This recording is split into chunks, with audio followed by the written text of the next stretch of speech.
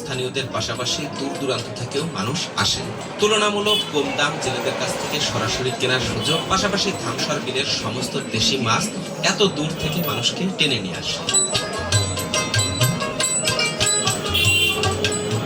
কোন জায়গা থেকে আসছেন মাছ কিনতে? ঘিওর থেকে?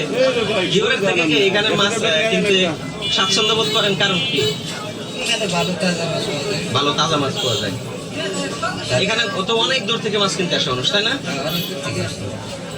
বুঝতে পারছি।